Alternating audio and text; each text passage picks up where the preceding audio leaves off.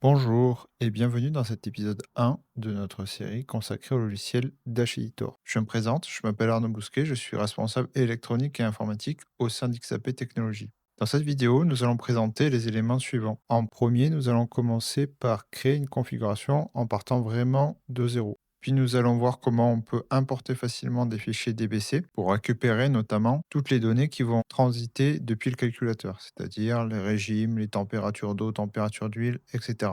Ensuite, nous verrons comment on peut rapidement créer une page de démarrage et y associer des données de base telles que le régime moteur, la température d'eau, la température d'huile, etc. On va commencer tout de suite par la création d'une configuration. Donc pour ça, il faut ouvrir le logiciel Dash Editor et venir ici créer une nouvelle configuration. Donc ici, je vais l'appeler par exemple NT5, donc ça va être le nom de mon produit. Donc on va choisir de l'appeler comme ça. On va prendre le type de produit spécifique XAP. Donc là, moi, je travaille avec un Dash NT, mais vous voyez qu'on peut tout à fait créer un ensemble de configurations pour tous les produits XAP. Donc prenons par exemple un Dash NT sans ECU, et maintenant choisissons certaines options. Donc ces options-là, elles vont nous permettre de ne pas rentrer toutes les données à la main et de pouvoir avoir un jeu de données de base dans notre configuration. Donc là, par exemple, on peut avoir des données qui sont liées au GPS. Donc ça va être tout ce qui va être latitude, longitude, accélération longitudinale, etc. Les temps autour, donc ça, c'est tout ce qui va être l'uptime, prédictif, etc. Et le trip master, ça va être pour des applications qui vont être plutôt de rallye, par exemple, ou de diagnostic moteur, c'est-à-dire savoir combien de temps on a roulé, depuis combien de temps on n'a pas fait la révision de boîte, depuis combien de temps on n'a pas fait la révision moteur, etc., etc., etc. Prenons par exemple un dash avec toutes ces options-là et créons notre configuration. Donc là, on a créé notre configuration. Je vous ai expliqué dans l'épisode 0 de manière générale à quoi servaient les onglets ici. Donc le but de cet épisode 1 et des suivants, ça va être de rentrer un peu plus dans l'explication de comment on se sert du logiciel de manière facile et utile. Donc on va créer une configuration ensemble en partant de zéro et en regardant point à point comment améliorer notre configuration pour y ajouter de la valeur et surtout pour répondre à des besoins précis et qui sont en temps réel également. Commençons par créer un premier écran. Donc on va l'appeler pilote 1 par exemple. Donc ça va être notre écran de base ici. Une fois qu'on va avoir notre écran de base, on va pouvoir jouer, comme je vous l'ai expliqué dans l'épisode 0, avec l'ensemble des composants graphiques qui sont ici. Et on va pouvoir venir directement les poser sur notre écran où on veut. Pour ça, on va commencer par regarder l'ensemble des données qui sont présentes chez nous. Quand on a créé notre configuration ici, en fait, on a importé directement des canaux, ce qu'on appelle des canaux internes. Donc, c'est-à-dire, ce sont des données qui sont propres au Dash et qui sont assez génériques et qui vont nous permettre justement d'éviter cette redondance de devoir créer tout depuis le départ. Donc là, on a des canaux qui sont vraiment basiques. Donc, par exemple, la version de firmware, la version de Dash Editor, quelle est la page en cours, etc. On va avoir, par exemple, pour pouvoir gérer la luminosité de l'écran, on va avoir aussi des entrées digitales et analogiques du produit. Donc ça, c'est tout ce qu'on peut avoir sur le produit. Et ici, après, on va avoir voilà, tous les canaux GPS. Donc tout ça, c'est déjà pré-rentré, pré-configuré et prêt à l'emploi. Si mon produit NT5, il est doté d'un GPS, si j'affiche cette valeur-là, j'afficherai directement 2025. Là, c'est pareil. Donc ici, on apparaît la longitude et la latitude. Ici, tous les canaux GPS, tous les canaux Laptime, etc. Donc là, on a tous ces canaux qui sont disponibles et fonctionnels. Il ne reste plus qu'à faire la configuration d'écran. Donc, commençons par un écran simple. On va commencer par créer juste un écran avec, par exemple, un label. Donc, on va l'écrire.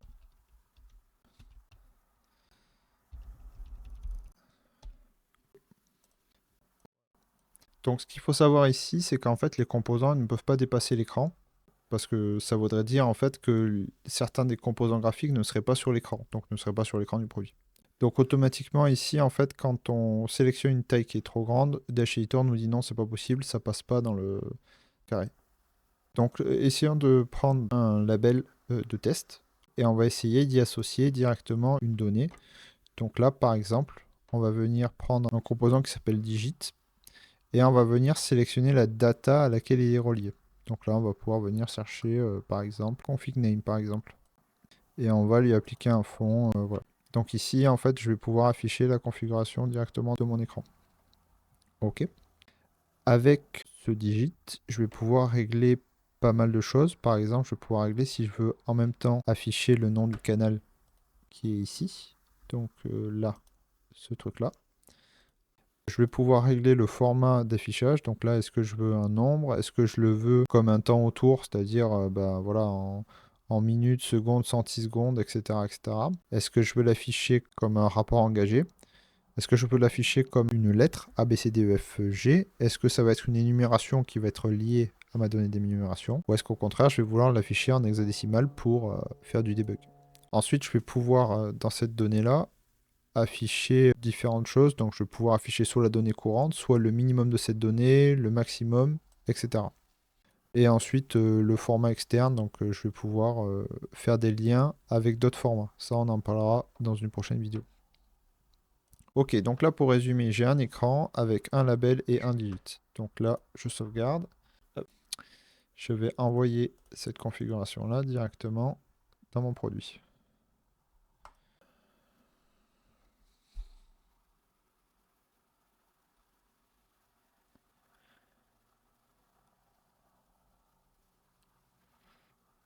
J'enlève le connecteur USB. Hop là. Et donc là, vous voyez ici afficher directement la configuration de mon écran. Donc voilà, là ici, on vient de créer donc une config en partant vraiment de zéro. On a vu qu'on avait un ensemble de canaux de base qui était déjà prêt à l'emploi. Donc on n'a plus qu'à venir glisser-déposer des éléments graphiques pour pouvoir les utiliser. On va regarder maintenant comment on peut se faciliter la vie en important directement des données qui proviennent d'un fichier DBC.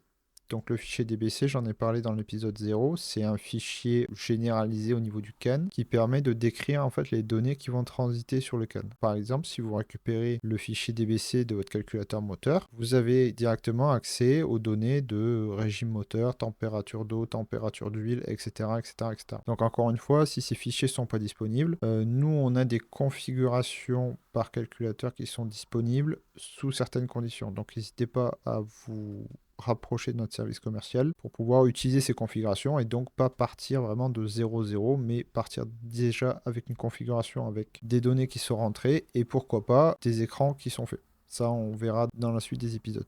Donc, comment on fait ici pour importer une DBC CAN? Tout simplement, on va venir importer et on va venir choisir notre fichier DBC. Donc là, par exemple, moi, je vais venir ici dans Download, télécharger ce fichier-là, qui est en fait notre calculateur moteur électrique.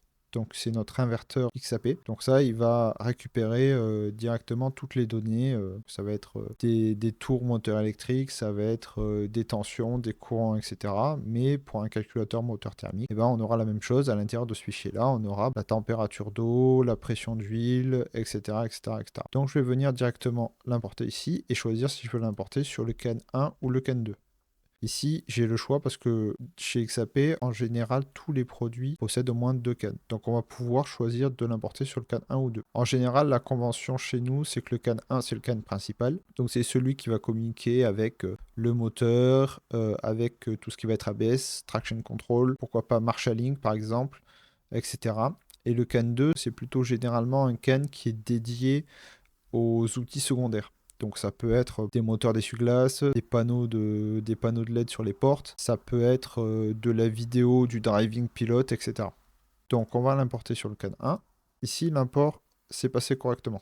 En cas de problème avec votre fichier DBC, évidemment, vous avez un message d'erreur qui s'affiche ici et donc il faudra soit nous contacter, soit contacter la personne qui vous a fourni le fichier DBC. Donc une fois qu'on l'a importé, ici, normalement, on est capable de voir les canaux ici qui ont été importés. Alors, tous les canaux qui portent le nom MVC, ce sont les canaux qui sont directement liés à notre calculateur moteur électrique. Donc là, on va retrouver, comme je vous le disais, des données électriques. Hein. Donc par exemple, IDIQ, VDVQ, etc. Et on va retrouver surtout ici, voilà. Donc ça va être notre RPM, si on peut comparer à un calculateur moteur thermique. Donc ici, vous voyez que j'ai directement récupéré le min, le max, les gains offset. J'ai directement récupéré où est-ce qu'il va se trouver sur le can. Et tout ça, ça a été directement importé. Là, ça a été automatiquement importé. Ici, vous le voyez, dans l'ensemble de mes canaux. Donc là, j'ai accès à tout ça et j'ai accès à cette donnée-là. Maintenant, ce qu'on va faire, c'est qu'on va tester notre partie régime moteur. Donc on va venir ici et par exemple prendre une jauge. Voilà. On va venir cette jauge-là la lier à notre donnée régime, donc qui est chez nous MVC speed. Ici, on va pouvoir vraiment configurer de zéro la partie alerte et la partie couleur. Donc par exemple, on va mettre par exemple le low alerte en dessous de 6000. On va mettre on va mettre des valeurs de configuration et on va dire que le régime max ici, il est à 7500. Donc ici, ce sont des valeurs qui correspondent à peu près à ce que nous, on peut faire avec la machine électrique. Ici, on va régler le seuil des couleurs. Donc là, par exemple, warning low, voilà. On va le mettre en bleu un peu, voilà.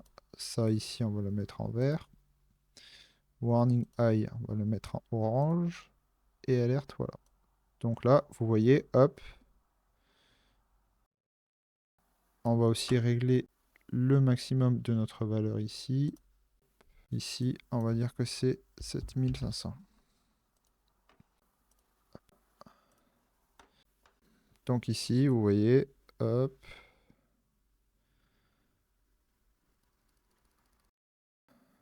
Donc on peut régler bien sûr différents paramètres sur cette jauge-là. On peut régler par exemple la direction, c'est-à-dire qu'on peut changer l'aiguille de sens. On peut faire que la jauge se mette avec l'aiguille ou pas. Donc ça fera l'objet d'une prochaine vidéo. On détaillera un petit peu les composants graphiques. Voilà, on va essayer de le mettre comme ça. On va l'enregistrer. On va connecter notre produit en USB et envoyer en USB notre configuration.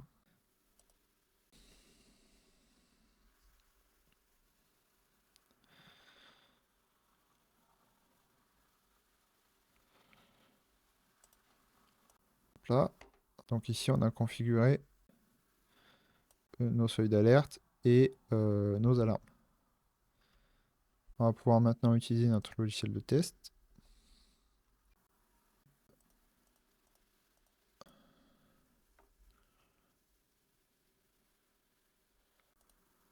On va chercher notre donnée, par exemple, MVC speed, voilà, qui est ici.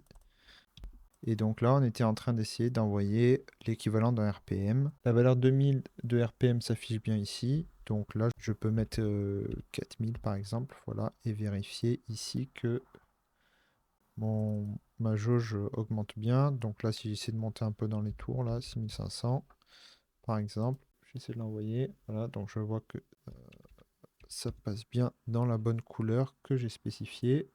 Si je monte ici, voilà. Et là, je vais essayer de mettre 7550 par exemple. Et donc là, je vois bien que ma jauge bouge bien. Donc après, si je veux vraiment faire toute la plage, je fais comme dans l'épisode 0, hein, c'est-à-dire que je spécifie une plage avec un step et je vais changer la fréquence de la tramcan que je vais envoyer. Donc ici, je vais mettre à 10 Hz par exemple, donc 10 envois par seconde. Et ici, je vais envoyer les données. Donc là, je vois que sur mon écran, je peux regarder que ma donnée évolue bien correctement par rapport aux plages que j'ai spécifiées.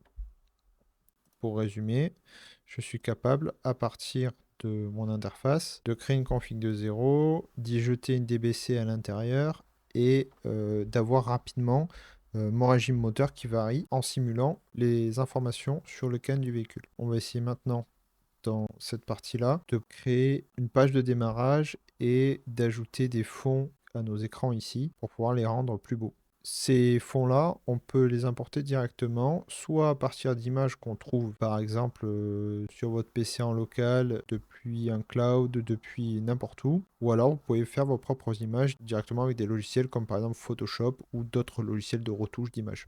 Donc, comment ça se passe? Vous trouvez une superbe image. Par exemple, on va prendre le logo de notre entreprise. Hop, voilà, XAP Technologies. Donc, vous avez une image ici. Cette image-là, il va falloir la convertir pour respecter le format de Dash Editor. Donc Dash Editor n'utilise que des images qui sont dans un format BMP et avec des paramètres un petit peu spécifiques. Donc pour ça, vous pouvez vous rendre directement sur un convertisseur d'images en ligne, par exemple, et suivre les caractéristiques d'API que va vous indiquer Dash Editor. Donc ici, on va essayer de créer de zéro une page de démarrage. Donc on va l'appeler start page. Voilà. OK. Donc cette page de démarrage, hop là, on va la mettre en premier. OK. Et on va choisir de la définir comme écran de démarrage et d'y ajouter un background. On va cliquer sur cet élément-là, graphique, background, et ensuite ici, venir ajouter. On peut venir, donc comme je vous expliquais, prendre des formats qui sont directement des formats BMP. Donc il faudra que vous convertissiez pour avoir du BMP. Donc nous, on a déjà un ensemble de fonds d'écran de base que vous pouvez déjà réutiliser. Donc je vous montre par exemple, voilà. OK. Donc ça, ce sont nos écrans de démarrage. Voilà, un écran ici pour afficher un RPM avec quelques données essentielles ici et là. Un écran plutôt typé rallye. Des écrans pour les diagnostics. Donc là, par exemple, le diagnostic de boîte. Les diagnostics de min-max. Des diagnostics de manière générale. Donc tous ces écrans-là, ils sont fournis dans nos configurations de base. Vous pouvez les utiliser ou utiliser les vôtres. Donc maintenant, imaginons qu'on veuille utiliser l'écran de start et on va vouloir également changer ici le background de cette page-là pour mettre par exemple, on va prendre track screen. Donc ici, il nous manque juste à retailler nos jauges par rapport à l'écran, évidemment. Donc j'ai fini de régler la partie jauge de configuration ici. Voilà. Ok, donc on a ajouté nos deux backgrounds qui sont là. On a réglé la jauge. On peut éventuellement se mettre ici un digit avec la valeur de notre RPM. Donc là, on va aller chercher ça par exemple. Voilà, on va le mettre en taille 3. On va lui dire que on veut 4 chiffres pour la partie entière et on veut pas de partie flottante parce qu'on n'en a pas besoin. On va ici positionner notre objet graphique au-dessus de celui-ci pour pouvoir venir l'insérer où on veut sur le graphique. Là, on va pouvoir le mettre par exemple en taille 6 par exemple. On enregistre. On va tout de suite essayer cette configuration sur notre produit.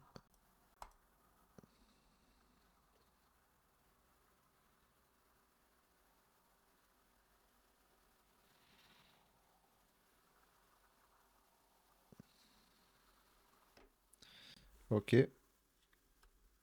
J'ai oublié ici. Je peux enlever ici le fond. Hop. Voilà, pour le rendre transparent.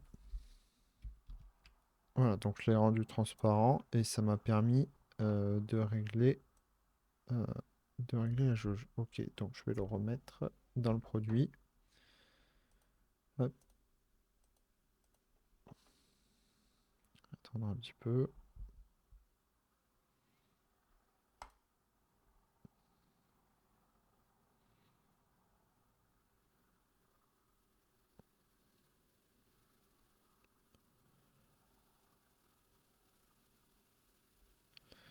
Allez, regardons ensemble ce que ça fait sur le produit. Au départ, on a donc rien du tout. C'est normal parce qu'on n'a pas du tout de RPM. Donc essayons d'en envoyer un. Hop, hop, hop. On va se mettre sur le canal speed ici. Et là, pareil, on va essayer de mettre un speed à 3000 par exemple. Donc, rectification, je n'étais pas dans la bonne colonne. Donc, bien se mettre dans cette colonne-là, current value.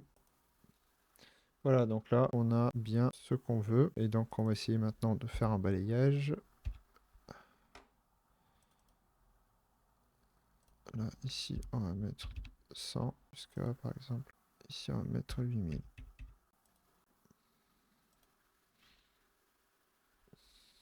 Donc si on résume notre vidéo, on est parti d'une configuration où on n'avait rien du tout au départ. On a vu comment on pouvait récupérer déjà des canaux de base qui étaient en interne dans le produit, tels que euh, des canaux pour gérer par exemple la version et le numéro de firmware, des canaux pour gérer le GPS, des canaux pour gérer le temps autour et des canaux pour gérer tout ce qui va être chrono, révision, etc., etc., etc.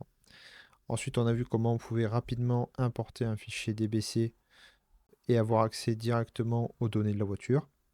Comment on pouvait simuler ces données-là en live avec notre outil scan et comment on pouvait rajouter une page d'écran de démarrage et un fond d'écran. J'espère que cette vidéo vous a plu. Je vous donne rendez-vous dans la prochaine vidéo pour en apprendre plus sur Dash Editor et les moyens qu'on peut mettre en œuvre pour configurer des éléments graphiques.